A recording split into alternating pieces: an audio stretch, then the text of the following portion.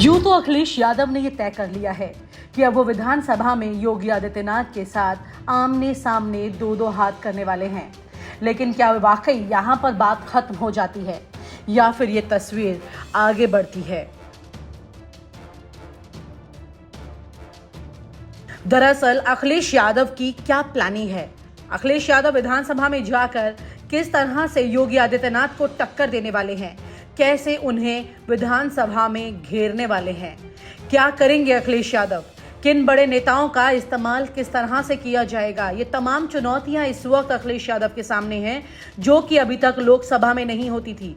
लोकसभा में अखिलेश यादव जाते थे और मुद्दों को उठाते थे, लेकिन यहां पर उन्हें सरकार की घेराबंदी करनी होगी।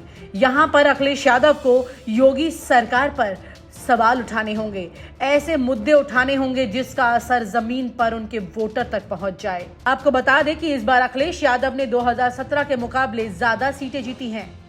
111 के इस आंकड़े तक पहुंचने वाले अखिलेश यादव कई सीटों पर लगभग जीत दर्ज कराते कराते चूक गए। ऐसे में एक बड़ा जनसमर्थन अखिलेश यादव के साथ आज उत्तर प्रदेश में मौजूद है।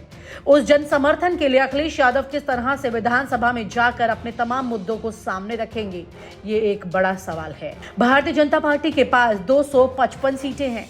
255 विधायकों के सामने अखिलेश यादव के ये 111 विधायक किस तरह से हल्ला बोल करेंगे? क्या मिसाल वहां पर पेश की जाएगी?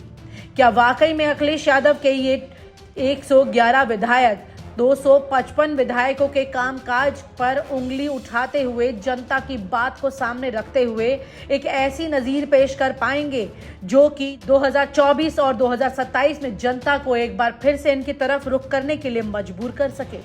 ये तमाम सवाल अखिलेश यादव के सामने होंगे। ये 255 विधायकों में कौन कौन विधायक ऐसे हैं जो कि अखिलेश यादव की पार्टी पर भारी पड़ सकते हैं, या फिर अखिलेश यादव के खुद के खेमे में 111 विधायकों में कौन विधायक हैं जो कि 255 विधायकों पर भारी पड़ सके और योगी आदित्यनाथ को मुंह तोड़ जवाब दे सके? ये तमाम रणनीति पर अखिलेश यादव को काम करना होगा, क्योंकि अब अखिलेश यादव के साथ साथ आजम खान भी विधानसभा में होंगे। यानी कि अखिलेश यादव जिस तरह लोकसभा में आजम खान के साथ नजर आते थे, ऐसे ही कुछ आजम खान की तरफ से भी हल्ला बोल किया विधानसभा में होगा। कहा यह जा रहा है कि अखिलेश यादव ने आखिरकार अपने लिए सियासी अखाड़ा चुन ही लिया है। आजमगढ़ लोकसभा सीट से इस्तीफा तो दे दिया है और साफ इनकार कर दिया है कि अब वो लोकसभा नहीं बल्कि विधानसभा का रुख कर रहे हैं और दिल्ली का नहीं लखनऊ में ही डटे रहेंगे और पूरा ध्यान उनका यूपी की सियासत पर रहने वाला है। सूबे में सरकार बनाने का मौका उन्हें भले ही ना मिला हो, लेकिन वो एक मजबूत विपक्ष की भूमिका में कहीं कमी नहीं छोड़ने वाले। अखिलेश यादव के इस कदम से माना जा रहा है कि अब वो दिल्ली की बजाय लखनऊ में डेरा जमाकर योगी सरकार के खिलाफ आवाज बुलंद करने से पीछे नहीं हटेंगे।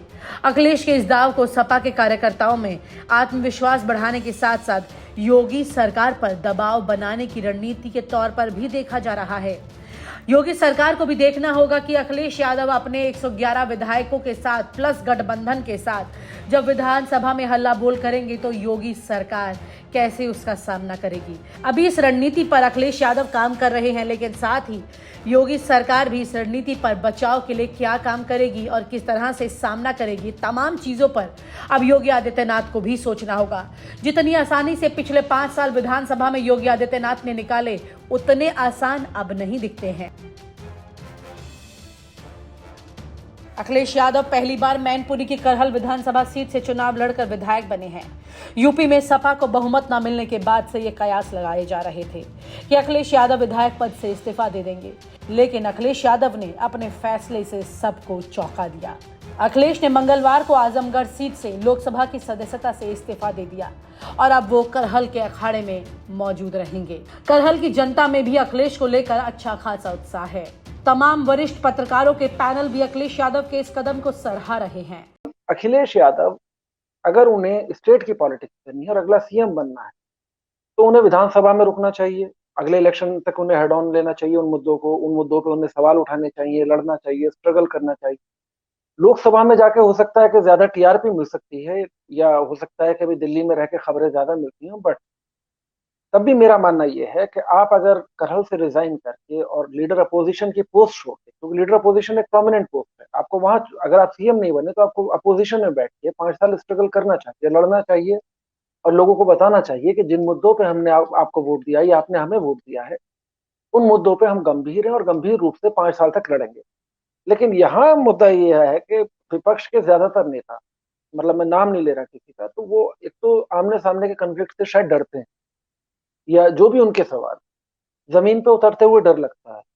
6 महीने या 7 महीने अब इलेक्शन ईयर में आइए और इलेक्शन ईयर में 5 या 6 महीने आप आके शोर मचाइए और कहिए कि एक माहौल बन गया, तो नैरेटिव हो सकते हैं, नैरेटिव है, हवा आपके पक्ष में है, लेकिन बूथ मैनेजमेंट या आपका कैंडिडेट जो है वो इलेक्शन जीतने की पोजीशन में तब नहीं होता है। अब आप देखिए ना, लास्ट मोमेंट पर आपने 25-30 टिकट आपने आखिरी दिन तक, नॉमिनेशन वाले दिन तक भी किसी को ये पता नहीं था, दो दो आदमियों के पास फॉर्म भी है और वहां से फोन जा रहा है कि नहीं हमारा अधिकृत प्रत्याशी है। आप डरे हुए हैं कि आपका कैंडिडेट बगावत करके भाग जाएगा। अगर यही काम आपने साल भर पहले तय कर दिया होता कि मेरा कैंडिडेट ये होगा, हो जाने दीजिए बाकी किसी को, साल भर में आपके पास तैयारियां होती हैं, उस साल भर में आप मैनेज कर लेते। अगर कोई बाकी भी है तो उसकी कार्ड भी आपको ढूंढ जाती, तो वो सब चीज हो ही नहीं पाई। तो मुद्दा यही है कि आपको 5 साल टिकेंगे आप कैसे, और टिकेंगे और फिर कैसे लड़ेंगे, अगर ये आपको तय करना है और आप मैदान छोड़ के भागेंगे, तो मुझे नहीं लगता कि 2024 में लोग फिर दूसरा अल्टरनेटिव ढूंढेंगे। ये देखेंगे कि सेंटर में बीजेपी को कौन कौन जो है रिप्लेस कर सकता है, और जो रिप्लेस करने की पोजीशन में होगा लोग उसके पीछे पोलराइज आया होंगे है फिर से। कि कोई भी क्षेत्रीय दल अगर 2 बार लगातार सत्ता से बाहर चला जाता तो फिर उसको वापस आना एक बड़ा मुश्किल सा काम होता है, अगर वो क्षेत्रीय दल है। अब आप इन्हीं को देखिए, मायावती को देखिए, वो तीसरी बार इस बार गई बाहर, तो एक सीट उनको विधानसभा में, कहाँ पर वो 4 बार मुख्यमंत्री रह चुके हैं। तो एक सबसे बड़ी चीज ये है कि लगातार 2 बार सत्ता से बाहर जाना ये क्षेत्रीय दल अफोर्ड नहीं कर सकता। इसलिए और मुर्तजा जी ने बहुत खूबसूरत बात निकाली और बहुत अच्छी बात कही है।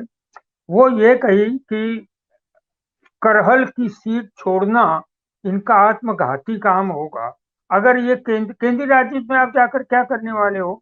आप केंद्रीय राजनीति में आपके पास 80 में से लोकसभा के कितने भी सदस्य हैं, क्या ये?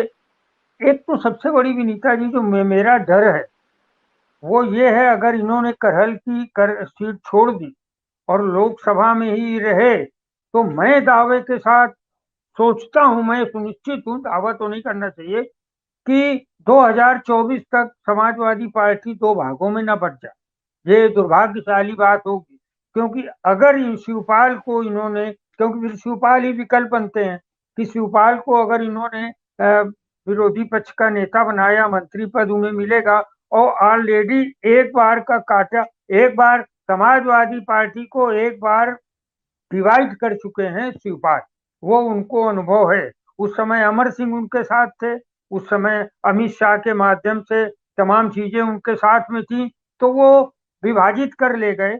और शायद अगर वो अमर सिंह जीवित होते तो अभी तक वो वापस नहीं आते वो अखिलेश के पास। लेकिन उनके अंदर अभी, मैं देखिए, मैं एक पत्रकार के रूप में बोल रहा हूँ कि वो जहर उनका अक्सर दिखाई भी पड़ता है। और मैं एक बात और आपको, मैं आपसे जो भी बात बोल रहा हूँ अंदर रिकॉर्ड बोल रहा हूँ, कि ये जब अखिलेश जी से मिलने गए हैं शिवपाल जी, उसके पहले इनका कांग्रेस के साथ गठबंधन की पूरी योजना थी, और उसके केंद्र में जो एक दो लोग थे उसमें मैं भी शामिल था। मतलब मैं शामिल क्या था, मेरे सामने सारी घटना घट रही थी, और कौन वो नोएडा के व्यक्ति थे और क्या है, वो सब बातें यहाँ करना ठीक नहीं। तो ये जाने वाले कांग्रेस के साथ गठबंधन करने वाले थे, लेकिन इन्हें अंत में राजभर ने समझाया और ये वापस वहां आए। तो ये बड़े दिल से आए हैं, ऐसा कुछ नहीं है शिवपाल के साथ। तो अब अगर शिवपाल को इन्होंने बना दिया विरोधी पक्ष का नेता, तो आप ये समझ लीजिए कि 80 लोकसभा सीट के विभाजन, उनके डिस्ट्रीब्यूशन के समय ये इनको बड़ी मुश्किल होगी। और सदन के अंदर ये कितने हमलावर होंगे, जो आदमी एक बार अमित शाह द्वारा मैनेज किया। देखिए, मैं शिवपाल पर भरोसा नहीं करता हूं कि वो समाजवादी पार्टी के विपक्षी विधायक दल के नेता के रूप में वो सदन चला सकते हैं। हाँ, वो संगठन चलाया है उन्होंने, वो भी शैडो के रूप में। अखिलेश यादव के पास इस रणनीति को बनाने के लिए कई सवाल हैं, जैसे कि समाजवादी पार्टी का प्रदेश अध्यक्ष कौन होगा, जैसे कि नेता प्रतिपक्ष कौन होगा। क्या अखिलेश यादव खुद को राष्ट्रीय अध्यक्ष तक सीमित करने के बाद फिर सवालों के घेरे से खुद को एक विपक्ष की भूमिका में मजबूत कर पाएंगे, या फिर अखिलेश यादव ये तमाम जिम्मेदारियों को अपने पास रखेंगे, या फिर इन सब जिम्मेदारियों को बांट देंगे और योगी सरकार को घेरेंगे। इस तरह की तस्वीर अखिलेश यादव के सामने इस वक्त बनती दिखाई दे रही है। अखिलेश यादव इन सब सवालों के साथ कैसे दो चार करते हैं, ये भी देखना होगा। शिवपाल यादव का इस्तेमाल अखिलेश यादव किस तरह से करेंगे?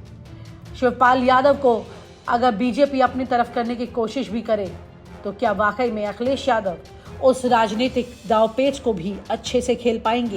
ये तमाम चुनौतियां इस वक्त अखिलेश के सामने बनी हुई है। हालांकि अखिलेश यादव ने अपने करहल विधानसभा सीट से विधायक बने रहने वाले कदम से सबको चौंका करके ये जता दिया है कि अखिलेश यादव उत्तर प्रदेश की रणनीति में अभी आगे कई और पासे फेंकने वाले हैं। और आप हमसे जुड़े रहने के लिए सब्सक्राइब करें YouTube पर, फॉलो करें Twitter पर और लाइक करें Facebook पर। और ज्यादा जानकारी के लिए आपको टाइप करना होगा सिर्फ न्यूज़ नशा।